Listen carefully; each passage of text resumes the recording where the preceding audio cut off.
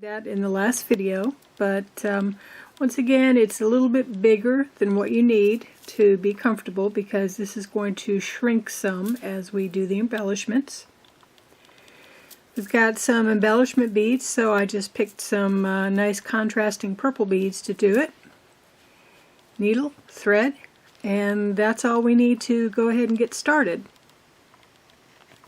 What I've done is I've gone ahead and put my needle through the ring and just roll back and forth a few times just to go ahead and secure my thread a little bit. Now I did go ahead and leave, oh I don't know, maybe 6 or 7 inches on this side because I never know if I'm going to be needing a little bit extra at the very end, so I try to leave myself a fairly good sized tail. Okay, here's where my needle and thread is right now. It's coming out of this top silver bead. So what I'm going to do is I'm going to pick up 3 beads and I'm going to go down through this bead, so it's the next silver bead, but I'm just going to go through the silver bead. I'm not going to go through the interior green beads, just the silver one. So it makes a little bit of a picot right there, as you can see. Now what I'm going to do is I'm going to put my thread under this, so I'm going to come out of the other hole of the silver. See if I can get it. Of course I can do this off camera, I can do it in like a split second naturally. Okay, so I have my needle coming from the bottom of it and back through the other top. So my thread is going to be hidden underneath this bead right here. So it's always going to be hidden underneath the top bead. So what I'm going to do is I'm going to pick up another 3, put it down through this next silver, and I'm just going to go ahead and keep going around the entire ring this way. So I'm going to go ahead and go around it once and I'll show you what it looks like at that point. Then what I'll do is I'll go around the other part or other side, show you what it looks like, and then I'm going to show you the secret of getting this particular bead to be embellished correctly. So give me a few minutes and I'll go ahead and go around this side and I'll show you what that looks like. Okay, I've gone around the entire side of this one. I've got my last 3 beads on. And this time I'm going to go ahead and go down through all the beads in this particular row, because what I'm going to do is I want to get to the other side. So there we go. Got all the beads there. Now I want to be able to come up through, of course, a silver bead, because really what I'm going to do is, now that I've got this side all done, I'm going to go ahead and do the beads on this side. So you can see it's, from the looks of it, you can see that it's just slightly gathered a little bit on this side compared to this side. And once we finish up this is going to be even tighter. But let's go ahead and finish this side. I'll be right back and then we'll show you how we make this so that it's our little picots are always picoed. Okay, I've got my last 3 beads on my needle and I'm going to go ahead and go down through these the last set of beads, and it's just going to be like before. I'm just going to go down through all the beads on this side. I'm trying not to get it through the seed bead on the other side. There we go. Okay, so this is what it looks like. Now, here's something that I noticed the first time I tried doing this, is that some of my picots are nice and picoed, and some of them are really flat. And I really didn't like that look because I wanted all the picots to be like picots. So, here's what I did, and here's the secret of getting those picots nice and pointy. Let's see. Here's where my needle and thread are coming out. So I am going to go through this first bead, just the first bead, And then I'm going to skip this middle bead entirely, and I'm going to go put my needle down through the last bead and then down through my SuperDuo. I'm going to pull it tight, then I'm going to put my needle through the middle bead like that, and I'm going to pull the thread tight. This makes a nice little picot. So I'm going to go up through the next bead, or go up through the bead just like you would if you were sewing these normally. Up through the first bead, skip the middle bead, and go down through the last bead, and then down through the silver bead. Pull tight, bring your needle in through this middle bead and just put it in like that. Tug on the thread. You got a nice little picot. And then just go ahead and continue. Okay, now I've gone ahead and done reinforced all the picots on this side, so you can see that they're nice and picoted.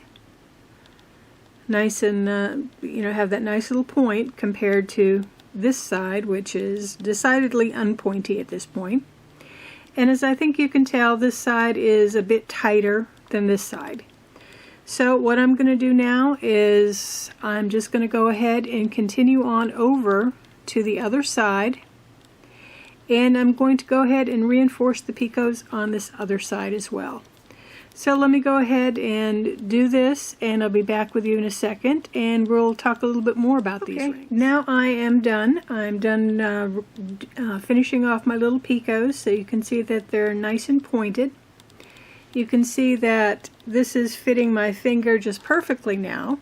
So remember before it was loose, actually pretty loose. Well, now that I've gone ahead and put on the picots, and the picots kind of make these two silver rings silver beads draw closer into each other. So now you can see that it fits just about perfectly. So what to do with these threads that I have hanging out? Well, what I'm going to do is I'm going to just go ahead and do what I normally do, and that is to go ahead and go through some of these beads and tie a few half-hitch knots, etc. Now, if you've gone ahead and reinforced, like I said to do in the part 1 of the video, you've reinforced by going back and forth all through all the beads, you're going to find it a little bit difficult to get your needle and working right so you can get your needle underneath the thread bridge, because I don't know if you can tell, but I'm having a hard time doing it. So here's what I do. I put my needle straight down, just like I was going to sew through something until I've got a little loop. And then, let me see, which side am I on? So I want to come up through here. So I'm putting my needle up through here. And then I'm putting it through the loop. So that's the cheater's way of doing a half hitch when you can't get your needle to come underneath something because it's too stiff. So once more time, I think I can actually do it on this side, but I'll just show it to you. So bring the needle on down till it forms a loop. Make sure you know where your needle is going into it. Bring it up on the other side, and then needle through. Make a loop, pull it tight, and then what I like to do is, of course, just, I'll do maybe 3 or 4 of them, and then just go ahead and clip off the rest of the thread.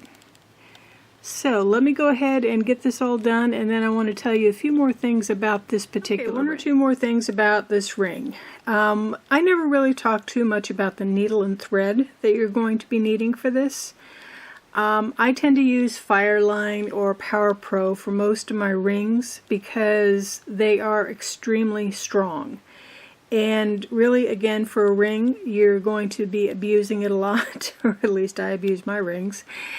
And you really do want something that's going to be holding together well. Whatever you do, don't use Nymo because it's just going to stretch, and well, I'm just not a real big fan of Nymo. What can I say? So anyway, I would suggest using a very, very strong beading thread. I use mostly size 11 beading needles. I think that they are probably about the best compromise between being able to see the eye in order to thread it, and then also to be able to get the needle and thread through the holes for multiple passes.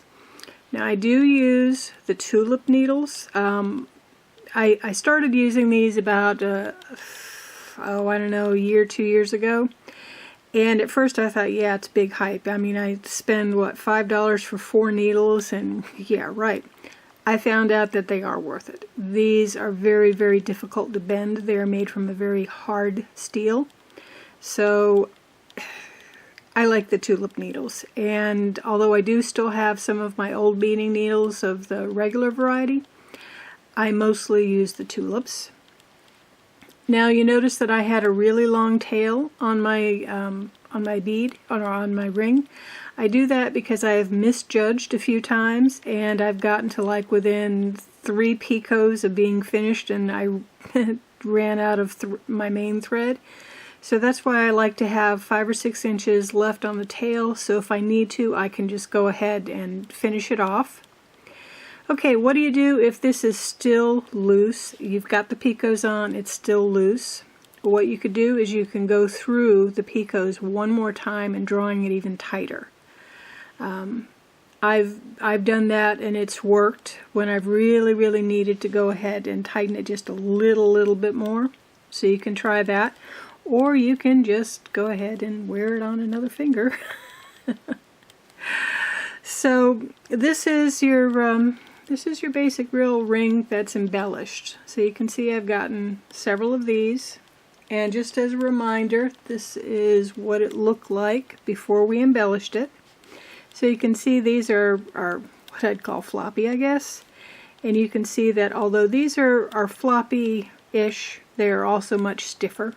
So and in particular, this one is quite stiff, because I think I did go through this one 2 or 3 times. And this one is looser. I can go through this another few times and stiffen this up even more. But there we go, the embellished version of the rings, and these are the regular versions of the rings. Now I do have one more video where I'm going to do the SuperDuo beads, but instead of going lengthwise, we are going to have the peyote go up and down, and I'll show you what it looks like for those beads. So stay tuned for my next video for the SuperDuo peyote rings.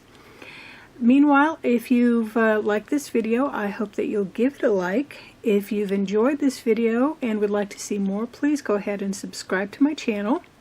Meanwhile, this is Gail Nettles, Beaded Jewelry Diva. Hope you'll visit me on my website as well, www.beadedjewelrydiva.com, and see you on the next video. Meanwhile, of course, happy beading. Bye!